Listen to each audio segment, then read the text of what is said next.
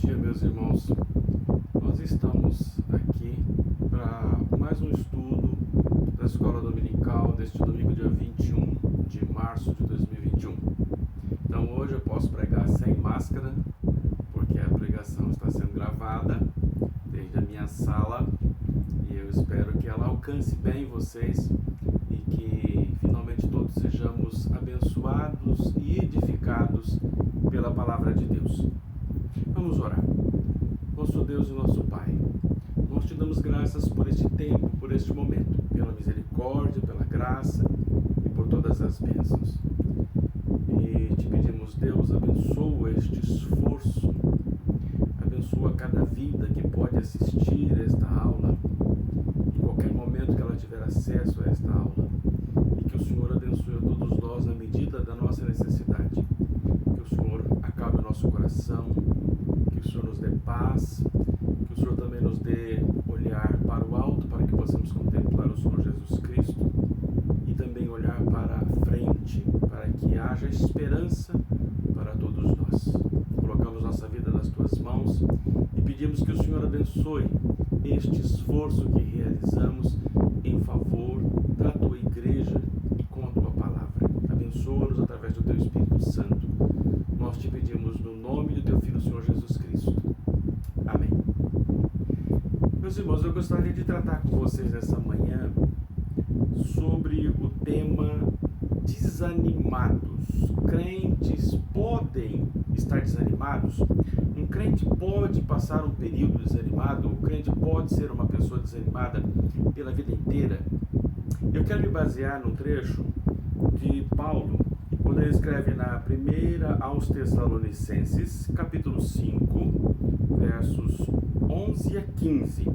Mas eu vou me basear mais no verso 14, mas eu leio de 11 a 15 para contexto. Então, 1 Tessalonicenses 5, 11 a 15 diz assim: Consolai-vos, pois, uns aos outros e edificai-vos reciprocamente, como também estáis fazendo.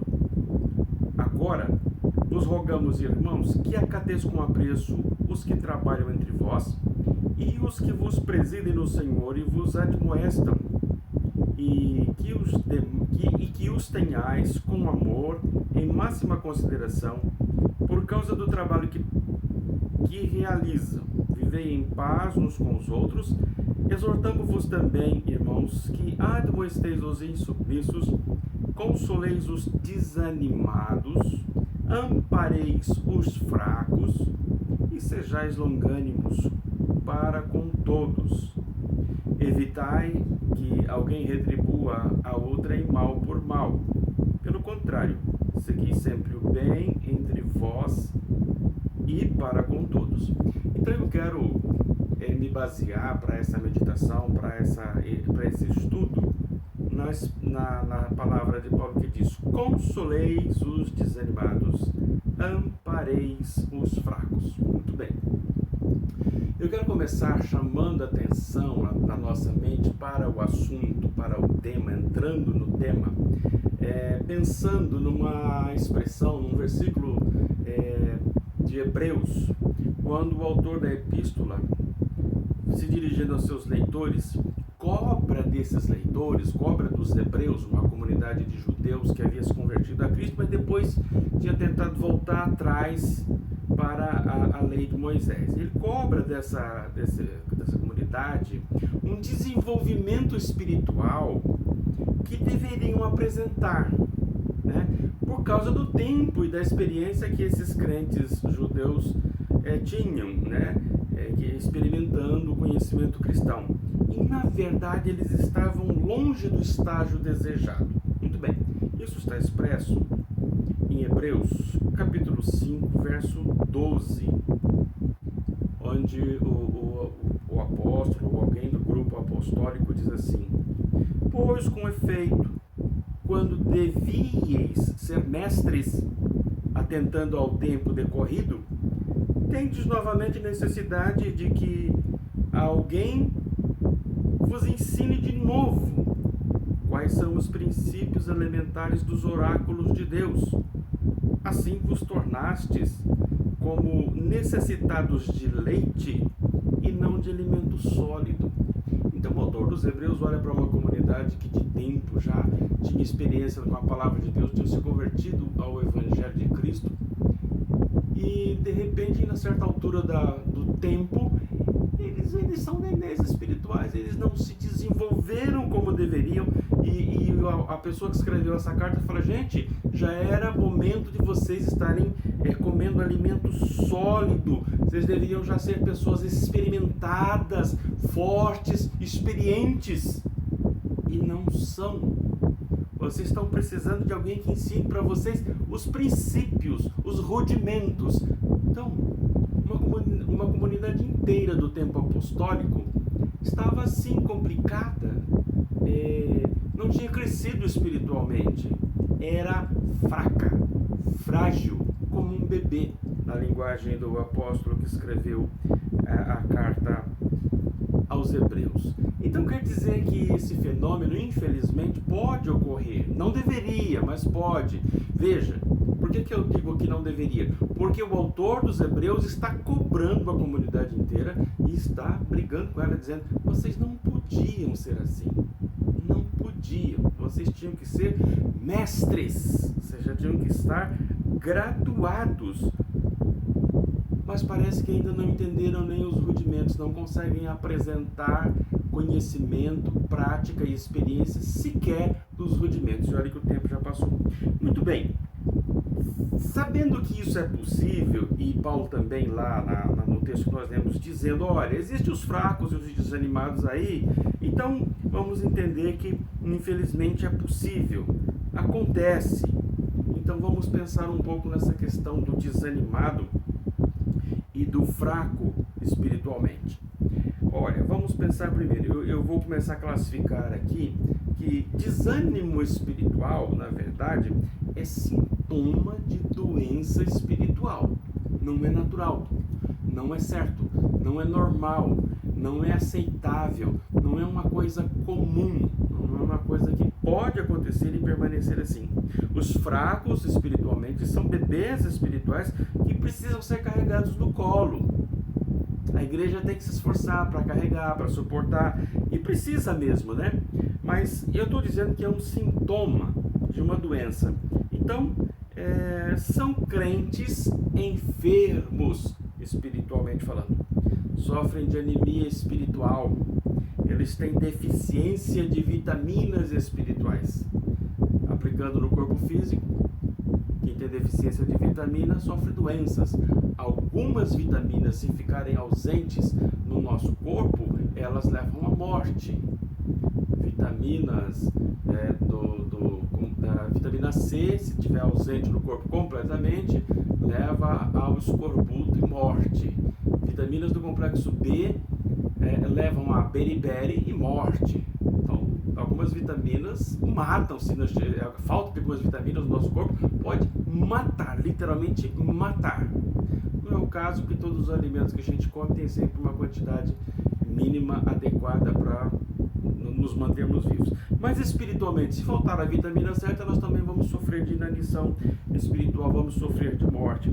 Então, qual é o sintoma do desânimo? Como é que se comporta? Como é que você percebe uma pessoa desanimada espiritualmente? Como é que ela própria se percebe?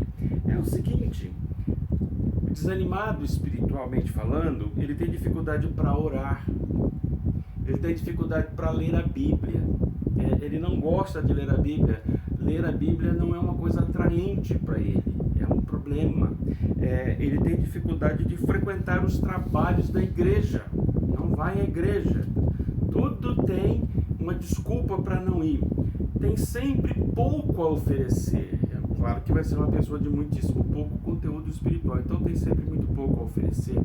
Quase nada para fazer no reino de Deus. Não se vê em condições, e eventualmente de fato não tem essas condições.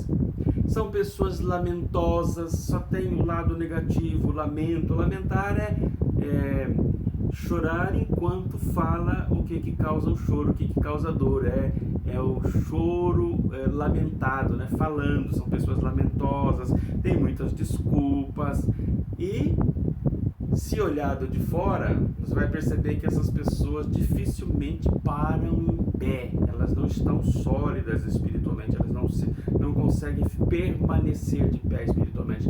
Elas estão sempre caindo. Escandalizam-se com pouca coisa. Escandalizar aqui é encontrar em alguma situação ou na atitude dos outros uma justificativa para desistir, para cair, né? Desistir da fé, desistir da perseverança, isto é, tropeçar espiritualmente. Tá?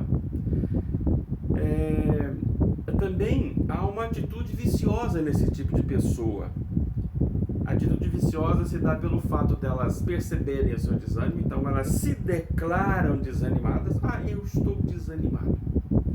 E elas assumem essa condição de desanimado como um estado normal e permanente.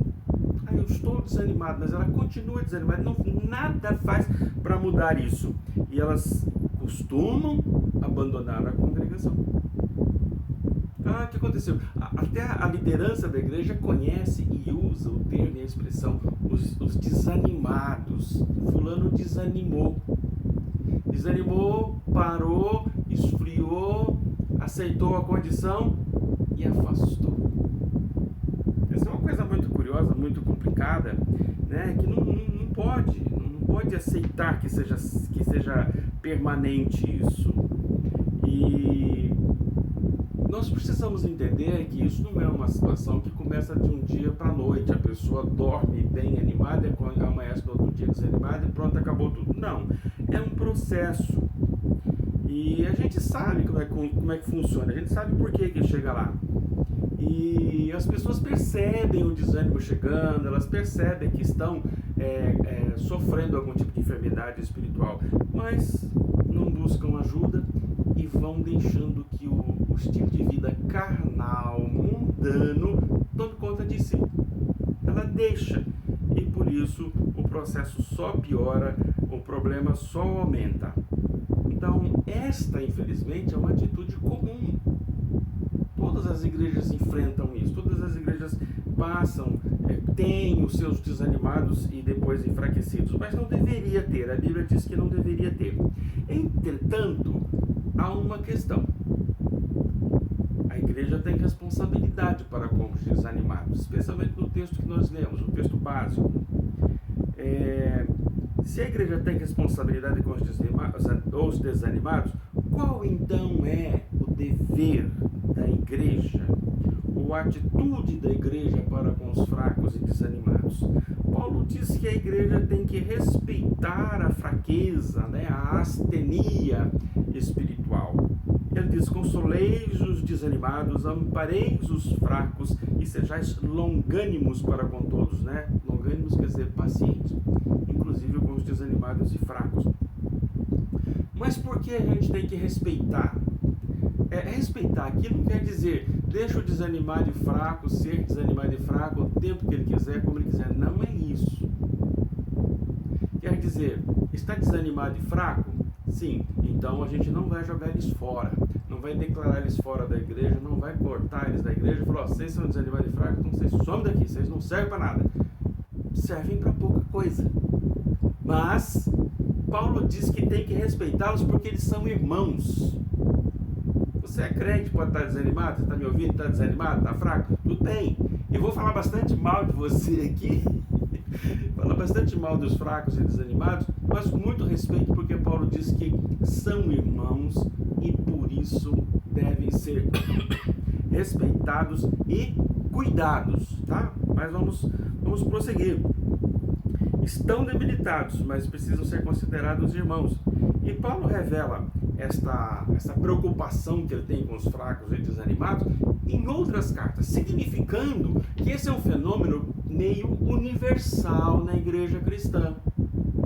Talvez todas as religiões de todos os tipos tenham os desanimados de tempos em tempos, mas é um fenômeno universal no cristianismo, por exemplo. Quando a gente lê Paulo escrevendo aos Coríntios, 1 Coríntios 8:9, ele fala assim: vede, porém, que esta vossa liberdade não venha de algum modo a ser tropeço para os fracos.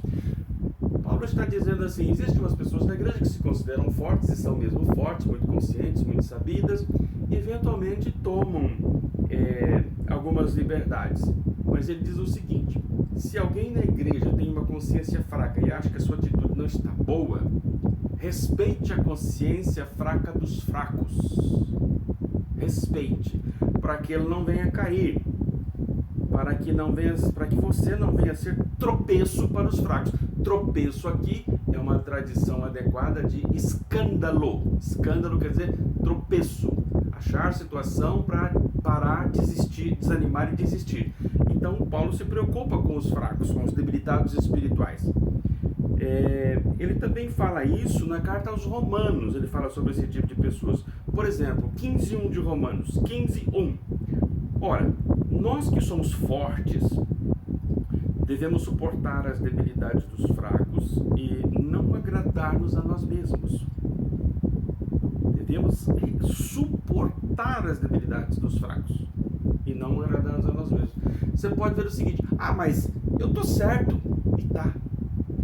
Mas o outro não gosta, acha que isso é errado, mas é só por uma consciência fraca da parte dele. Sim, é consciência fraca, ele é um fraco, é debilitado. Na compreensão dele, você pecaria se fizesse isso, ele se escandalizaria. Então Paulo diz: você que é forte, não faça nada para ofender ou escandalizar os que são débeis e fracos.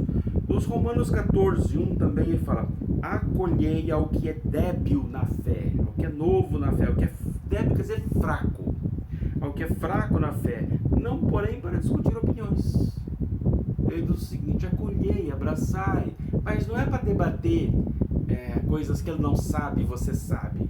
Não é para debater opiniões, é para reforçar os aspectos fundamentais e fortalecer esta pessoa em tudo que ela puder, crescer, em que ela puder desenvolver-se. Você que é forte, ajude. Mas o que eu estou mostrando nesses últimos minutos, nesses textos que eu li? Paulo se preocupa com os fracos na fé e diz que eles precisam ser respeitados, tá?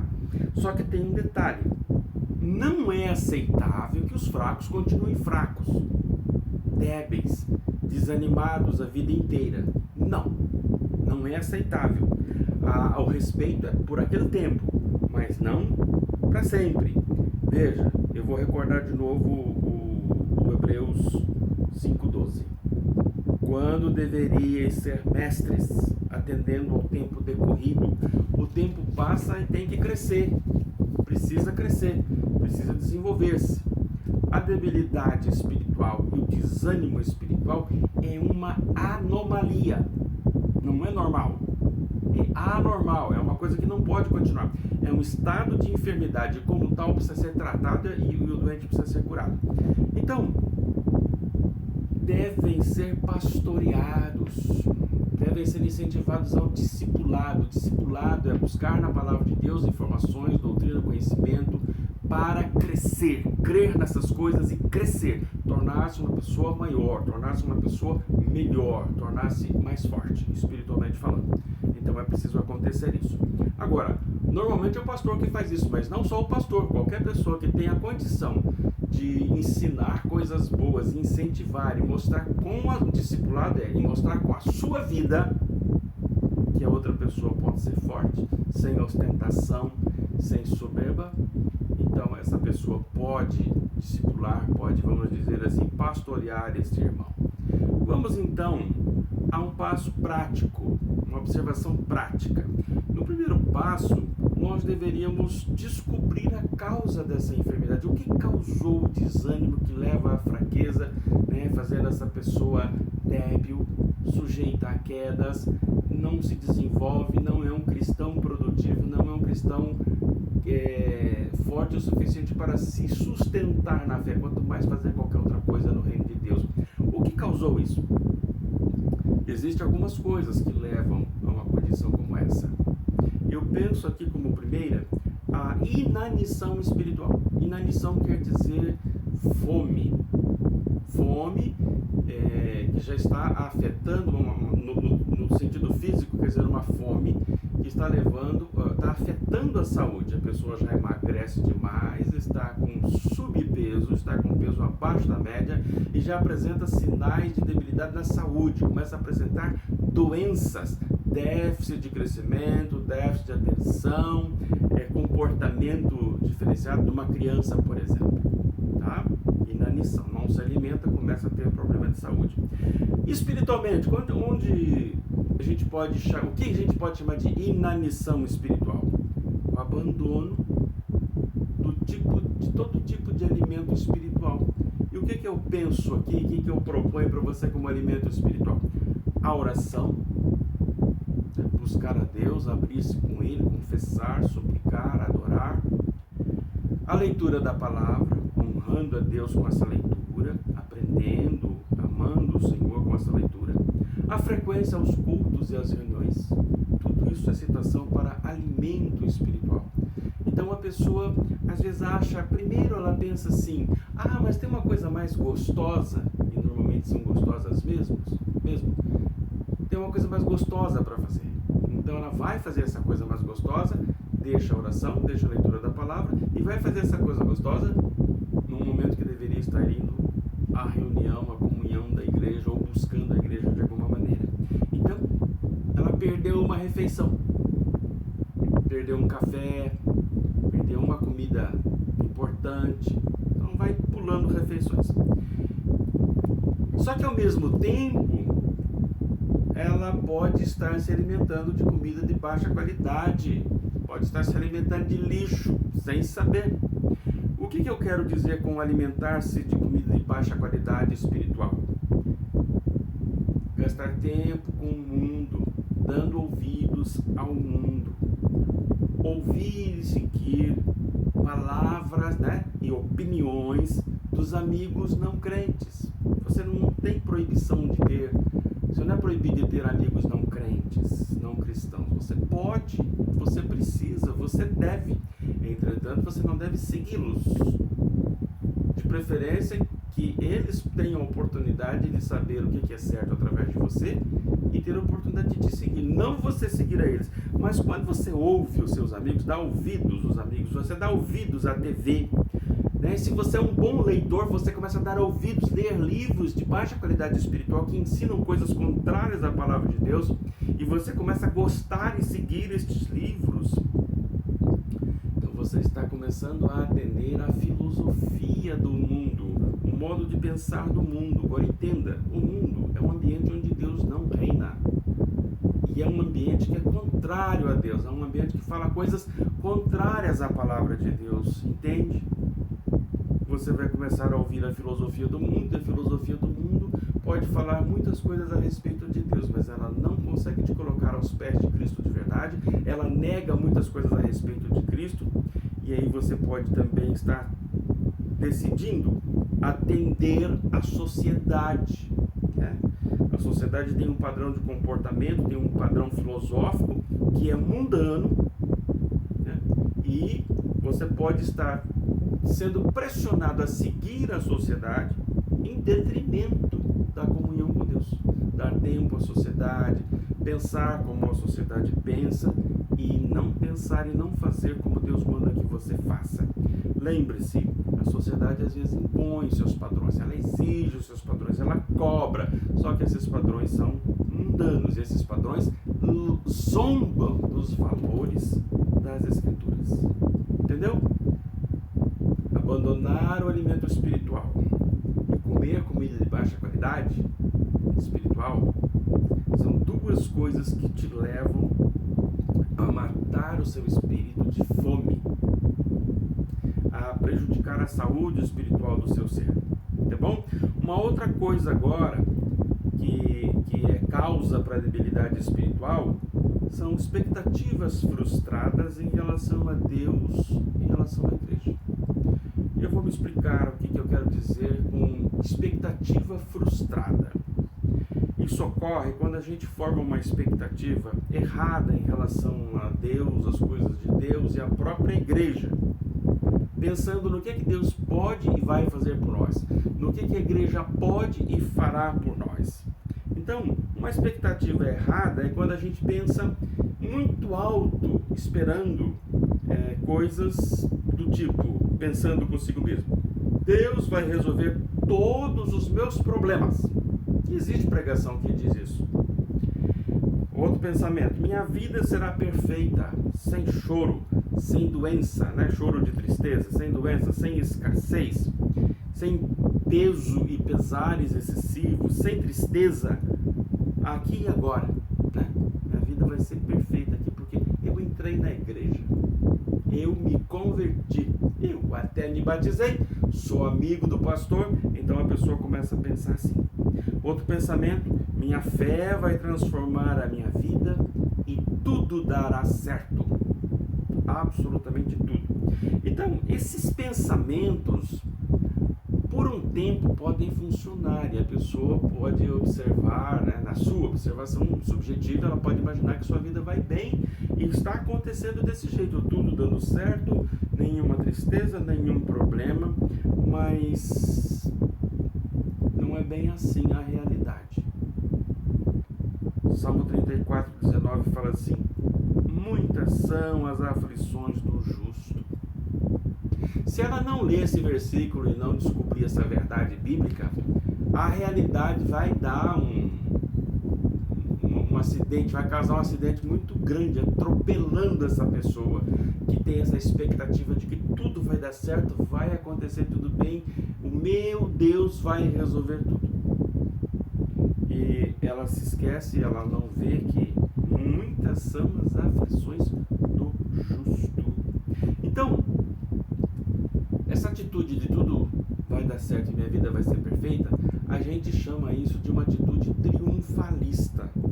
É um tipo de pregação que tem acontecido nos últimos anos, em que os pregadores, tirando um versículo aqui e acolá e juntando, coloca assim: se você é crente, se você é santo, está tudo em ordem, você não perde nunca, você não perde nada, tudo que você puser a mão vai dar certo, vai dar tudo certo e vai correr tudo bem, você não vai ter tristezas, você não vai ter nada de ruim, nada de negativo. A experiência dos apóstolos fala diferente, a experiência de Cristo fala diferente, a experiência dos patriarcas fala diferente, a experiência dos próprios reis de Israel fala diferente. Então, essa expectativa triunfalista vai se frustrar, a pessoa vai se frustrar. E quando essas expectativas não se cumprem e a pessoa se frustra, tudo desaba. A frustração gera escândalo, gera uma situação para a pessoa justificar a desistência, o enfraquecimento, o desânimo. Há uma experiência que eu me lembro de uma pessoa que foi para uma igreja, disse que tinha fé em Deus, fé em Cristo, foi, se batizou, e nesse período ela tinha um sobrinho com doença grave, quase mortal, e esse sobrinho veio a falecer. Quando o sobrinho faleceu, essa pessoa desanimou e enfraqueceu e foi embora da igreja. Aí ela foi procurada e questionada: irmã fulana, o que aconteceu? A senhora parece que saiu da igreja, desanimou? Ela: desanimei sim. Mas assim, parou de ir na igreja? Parei, não vou mais, nunca mais eu vou. Mas o que aconteceu? Foi perguntada a ela: por quê? A irmã disse: eu me batizei para o meu sobrinho ser curado e não morrer. Ele morreu. Então eu não vou mais. Primeiro, o batismo não é por essa razão. Aderir a uma igreja não é para salvar alguém, é para salvar a si próprio. Ter fé em Cristo é para salvar a si próprio. Independente dos acontecimentos, é para isso que essa pessoa está lá. E depois, aí eu uso para explicar. Ela se frustrou com a morte do seu sobrinho. Então, com a frustração, ela se afasta da igreja. Ela se afasta da igreja. Pela razão errada, né? Foi para a igreja pela razão errada. Então nós devemos ter uma expectativa adequada. Deus é bom e favorável? Sim. Ele é forte e poderoso? Sim. Mas o céu não é aqui. Vida perfeita é só lá. Né? O céu não é aqui. Aqui na Terra há muitos problemas, há muitas encrencas, há muitas aflições para nós passarmos, inclusive os crentes, os justos, tá bom?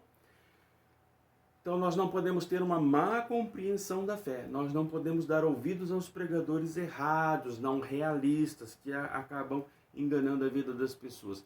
E eu quero usar alguns exemplos mais aqui do apóstolo Paulo. Paulo fazia da sua fraqueza uma oportunidade. Isto se deu, por exemplo, quando ele teve que aprender o episódio do espinho na carne. Paulo teve um sofrimento no seu físico e pediu solenemente, por 3 vezes a Deus que o livrasse desse mal. E o Senhor respondeu, deu aquela resposta que nós conhecemos bem. A minha graça te basta, porque o poder se aperfeiçoa na fraqueza. Isso seria uma boa razão para as pessoas se revoltarem contra Deus. Você vai lá, tem certeza que a sua oração está bem diante de Deus. Deus, me livra desse espinho na carne. Deus fala, minha graça te basta. Aí a pessoa se decepciona com a fé, se decepciona com o evangelho, se decepciona com a igreja e chama todos os pregadores de mentirosos. Poderia ser a atitude de Paulo, mas não foi. Ele poderia ter desanimado emocionalmente, ele poderia ter enfraquecido espiritualmente, mas não desanimou. Aí na 2 Coríntios capítulo 12, segunda parte do verso 9, ele fala assim, de boa vontade, pois, mais me gloriarei nas fraquezas, para que sobre mim repouse o poder de Cristo. Foi a reação dele quando Deus falou, a minha graça te basta, e não vou tirar o espinho na carne não. Então ele aprendeu que mesmo enfraquecido, limitado corporalmente e até materialmente, mesmo assim, Deus agiria em seu favor. Deus estaria ao redor dele, à frente dele, abençoando o esforço da sua mão, o esforço da sua pregação. E o que tivesse de acontecer na vida e ministério de Paulo, aconteceria, como de fato aconteceu. Então, uma outra situação seria um enfraquecimento, andando para frente agora, o enfraquecimento por tribulações. O que é o enfraquecimento por tribulações? O enfraquecimento por tribulações, o próprio nome do título que eu dei aqui já explica, né? Mas eu estou pensando numa pessoa experimentada, conhecedora da fé, que perseverou bem por alguns anos, que conheceu, suportou as primeiras pressões da vida, mas vieram os dias maus. A palavra de Deus fala dos dias maus. Vieram os dias maus e essa pessoa desanimou. E ela olhou para a situação e disse, não creio mais. Ou então ela pode ter dito, minha fé não sustenta a minha vida espiritual. Ela decidiu assim. Então, na prática, essa pessoa age como se a fé fosse somente para os bons dias. Não, a fé não é só para os bons dias. A fé é para todos os momentos. E vamos lembrar de Paulo de novo? Ele poderia ter argumentado com Deus num ponto como esse e dizendo assim, Deus, eu fui um cristão dedicado, eu abandonei muitos privilégios da vida, eu abandonei minha carreira de rabino, que ele de fato era rabino formado, discípulo do rabino mais famoso de Jerusalém nos seus dias. Ele poderia dizer para Deus que dava a vida dele por causa do nome de Cristo, por causa do Evangelho. E Deus não só não removeu o espinho na carne, eu estou lembrando dele de novo, como permitiu que o apóstolo Paulo sofresse tantos atentados à sua vida. Leia o livro de Atos dos Apóstolos, a partir do capítulo 13, você vai ver quantas vezes Paulo foi perseguido, dado como morto, açoitado, apedrejado, o negócio foi feio para o lado dele. E Paulo poderia dizer assim, Senhor, eu faço tudo isso por ti, o Senhor me trata desse jeito? O Senhor me trata assim? O Senhor me despreza?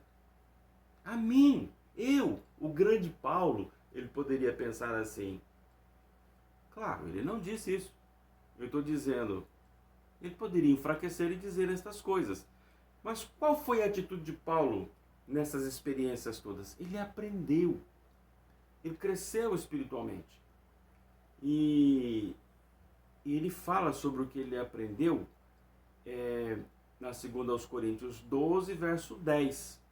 Ele fala assim: pelo que sinto prazer nas fraquezas, nas injúrias, nas necessidades, nas perseguições, nas angústias, por amor de Cristo. Porque quando sou fraco, então é que sou forte. Ele entendeu. Ele diminuiu nele mesmo, ele se tornou um pouco menor, Cristo se tornou maior e o poder do Espírito Santo abundou na vida dele. Então ele dizia: eu sinto prazer nas fraquezas. Quando o ambiente ao redor, por exemplo, estava contrário a ele, porque ali ele era forte. Não ele forte, quem estava do lado de fora via ele, o apóstolo, muito forte, mas ele olhava e falava: não, eu sou fraco. Era Deus nele. Então essa é uma boa experiência. E veja pelo que ele passou, né? Injúrias, necessidade, passou falta das coisas, angústias. Ele sofreu demais. Isso é o dia mau. São os dias maus de Paulo. E Paulo ensina o crente como se preparar para o dia mau. O preparo tem que ser antes. Prepare-se porque o dia mau vem. Aliás, o dia mau sobrevém, né? O dia mau é uma circunstância muito grande que cai em cima do crente, né? E bate nele de todos os jeitos. Como é que se prepara para isso? Portanto, diz Paulo em Efésios 6:13, tomai toda a armadura de Deus, para que possais resistir no dia mau, e depois de ter vencido tudo, permanecer inabaláveis. Tomai toda a armadura de Deus. O que faz parte da armadura de Deus? A verdade. Creia na verdade e pratique a verdade. A justiça. Seja santo na sua vida. O Evangelho da Paz. Conheça o Evangelho. Tenha paz com Deus através do Evangelho e leve essa paz de Deus aos outros. Fé.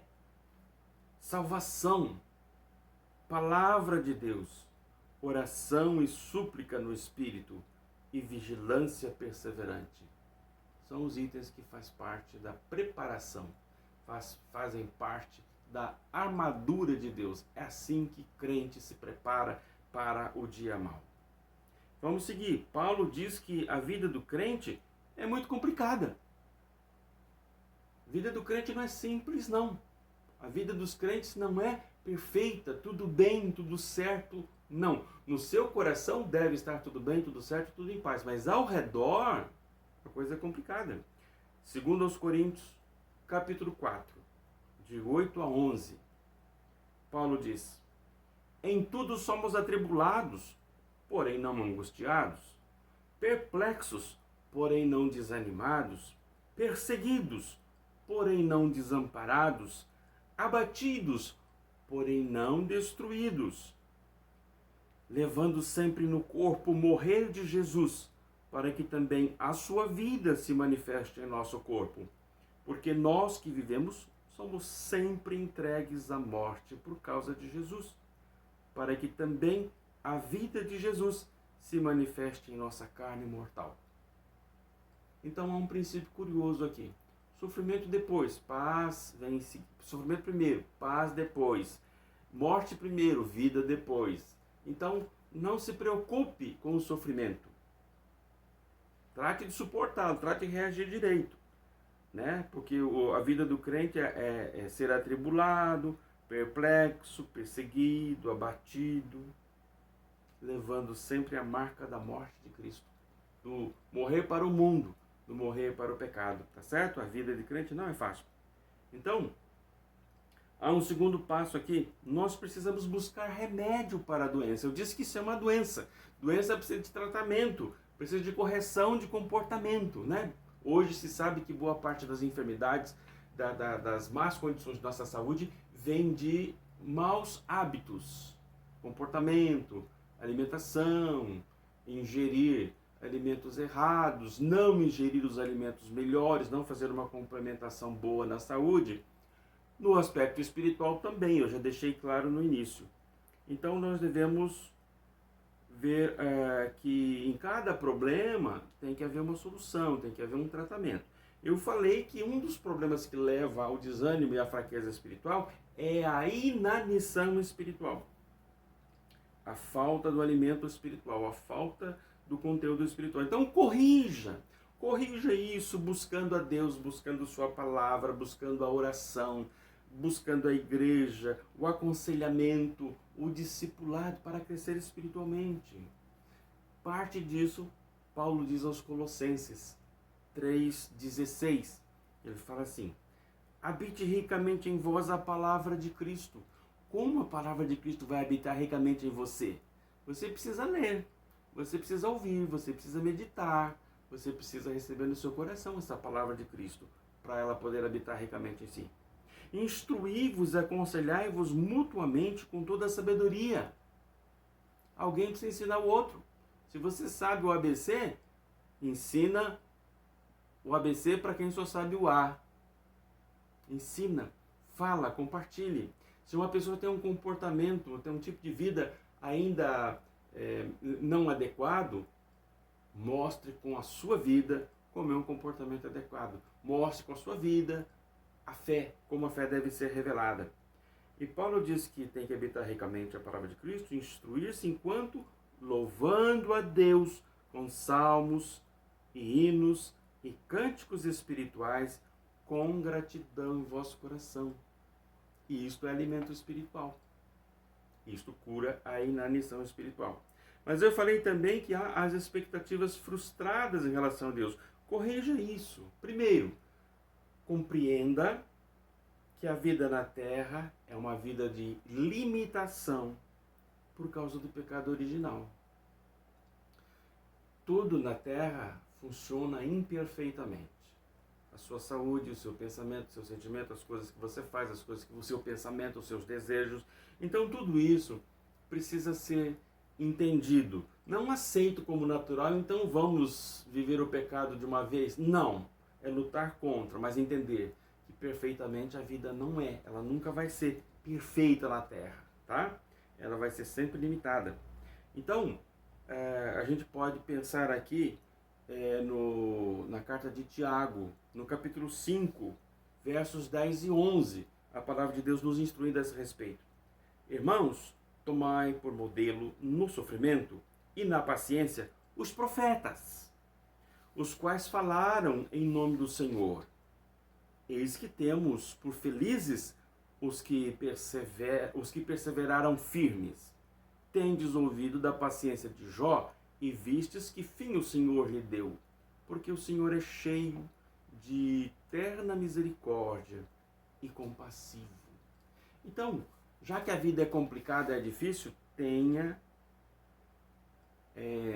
aprenda como os profetas, porque eles foram pacientes no sofrimento. Não tem como evitar todos os sofrimentos. Eles sobrevirão a nós, não tem jeito. Eu falei também do enfraquecimento por tribulações. Os assuntos estão muito próximos. Então, aceite que a vida na Terra é vida de provações. Provações quer dizer situações que trazem sofrimento.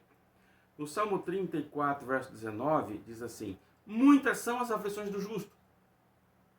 Nós já lemos. Muitas são as aflições do justo. Em 2 Timóteo 4, 5, Paulo fala assim: tu, porém, sê sóbrio em todas as coisas, suporta as aflições. Paulo dizendo para Timóteo, suporta as aflições, quer dizer, seja forte para aguentar peso, né? Seja forte, tenha ombros bons para suportar peso, nesse caso aqui emocional e espiritual, porque nós não temos como evitar, não é possível. Então, meus irmãos, concluo.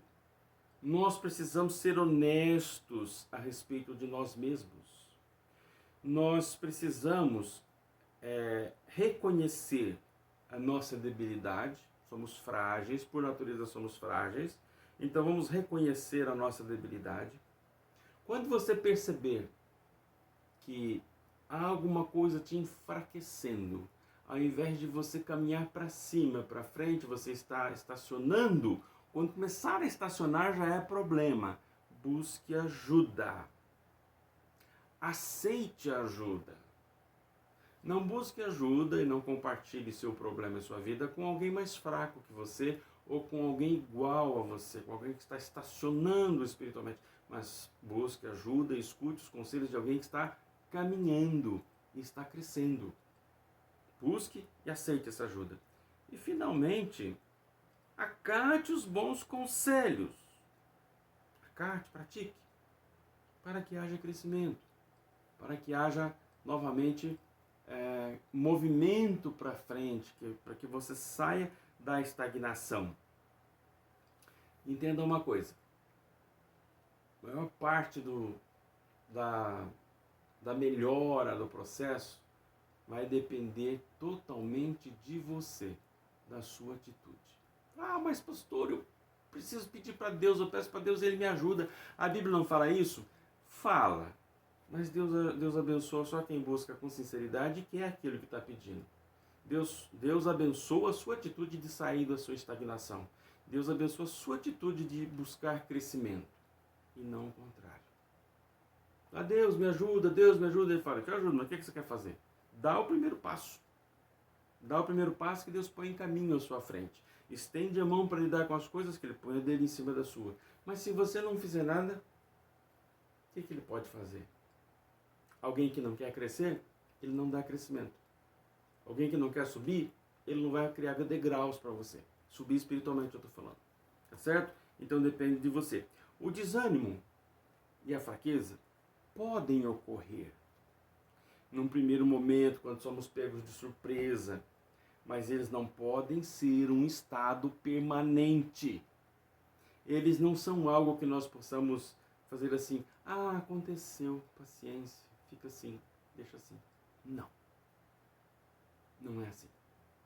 E é você que decide isso. É preciso crescer. Crescer sempre. Se você parar de crescer, estagnar-se, parar, é problema. Se você continuar parado, vai piorar. Vai entrar em colapso espiritual e vai enfraquecer mais e mais, vai desanimar e o fim disso é acabar sem fé. Então, eu espero que você seja edificado com esta palavra que eu compartilhei com você, sabendo que se você é uma pessoa que está em processo de desânimo e fraqueza, você viu, tome atitude. Não dá para tomar atitude sozinho? Peça ajuda e diga, eu preciso de ajuda para tomar atitude, eu preciso de ajuda para sair desse estado. E mexa-se. Busque ajuda. Agora, se você não é um desanimado, não é um enfraquecido, olhe para o lado. Você vai ver alguém que precisa de ajuda. Não fale mal dele. É seu irmão. É sua irmã. É um jovem que faz parte da sua família da fé. Ore por ele, por ela. E ofereça ajuda, se for o caso. Às vezes a pessoa não busca. Mas se ela perceber uma abertura da sua parte, quem sabe isso não vai incentivá-la a buscar e aceitar a sua ajuda. E é isso que nós precisamos fazer. Para isso somos crentes. Assim nós somos irmãos. Eu gostaria de encerrar este momento orando. Oremos. Nosso Deus e nosso Pai, nós damos graças por esse tempo, que nós podemos buscar a Tua palavra, meditar nela e pedimos que o Senhor nos ajude, que o Senhor nos dê crescimento, que o Senhor nos dê aquilo que nós precisamos, que a Tua graça nos sustente, que Teu amor esteja presente em nós. Nós pedimos que o Senhor fortaleça a nossa vida, que o Senhor nos ajude a caminhar, que o Senhor nos ajude a tomar atitudes, a estender a mão, a dar passos para próximo de Ti, e que o Senhor nos ajude a nos ajudarmos a nós mesmos e aos nossos irmãos. Pai, nós também queremos nos lembrar diante de Ti das pessoas que precisam da Tua graça.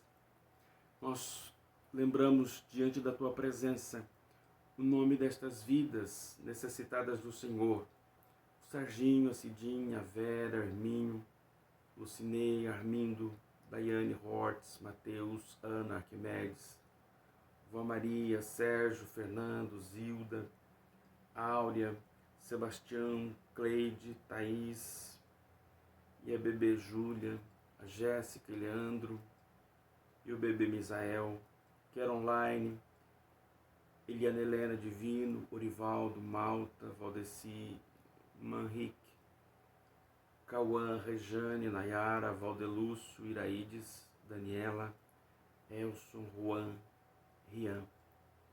Senhor, nós pedimos que estas vidas, algumas nós nem conhecemos, eu nem conheço, mas o Senhor sabe quem são essas vidas. E eu suplico tua visita, o teu toque, a tua mão poderosa, visitando, Senhor, estando presente, suprindo saúde para aqueles que estão enfermos, um suprimento material para aqueles que passam algum tipo de necessidade, um emprego para aqueles que estão desempregados, paz para aqueles que estão sofrendo guerra, ânimo espiritual, Senhor, para aqueles que estão enfraquecidos, o teu amor, Senhor, para aqueles que estão entristecidos nos seus corações, na sua mente. Que a tua misericórdia os assista do jeito que eles precisam. Tenha misericórdia, Senhor, da cidade de Indiaporã, no seu tempo de enfermidade generalizada, em todo o estado de São Paulo, em todo o Brasil, Senhor, uma situação tão complexa, tão difícil. Nós pedimos graça para as autoridades, para que cuidem bem do aspecto público e dá-nos, Senhor, sabedoria para lidar com as coisas que estão relacionadas à nossa vida, à nossa casa, aos nossos parentes. Ajuda, Senhor, a nossa vida. Ajuda a tua igreja neste tempo. Abençoa todos os crentes espalhados pela face da terra.